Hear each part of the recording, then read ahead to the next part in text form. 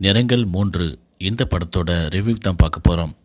இந்த படத்தில் ரஹ்மான், அதர்வா, சரத்குமார் 3 பேருமே சேர்ந்து நடிச்சிருக்காங்க. படத்தோட பேருக்கு ஏற்றபடி இந்த 3 பேருடைய வாழ்க்கையில் என்ன நடக்குது அப்படிங்கிறத பற்றி தான் இந்த படத்தில் கதையை சொல்லியிருக்காங்க. முதல்ல அதர்வாவை காட்டுறாங்க. அதர்வா இந்த படத்தில் போதைப்பொருளுக்கு அடிமையாக இருக்கிற மாதிரி காட்டுறாங்க.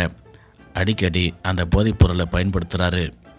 அவர் எப்படியாவது சினிமாவில் ஒரு நல்ல டைரக்டர் ஆகணும் அப்படிங்கிற ஒரு எண்ணத்தோட கதை எழுதிட்டுருக்காரு.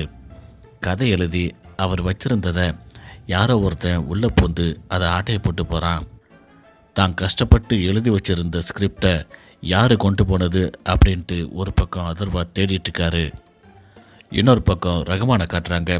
ரஹ்மான் ஒரு காலேஜில் ப்ரொஃபஸராக இருக்கார். ரஹ்மானுக்கு அம்மு அப்படின்ட்டு ஒரு பொண்ணு இருக்காங்க.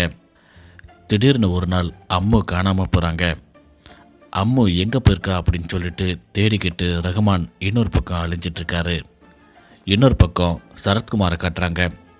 சரத்குமார் ஒரு போலீஸ் ஆஃபீஸராக இருக்கார். தாங்கிட்ட யார் வந்து லஞ்சம் கொடுத்தாலும் அவங்க சொல்கிற வேலையை கச்சிதமாக செஞ்சு முடிக்கக்கூடிய ஒரு கரப்டட் போலீஸ் ஆஃபீஸராக சரத்குமார் சிறப்பாக நடிச்சிருக்காரு. இந்த 3 பேருடைய வாழ்க்கையில் என்ன நடக்குது அப்படிங்கிறது தான் இந்த படத்தில் கதையாக வச்சுருக்காங்க.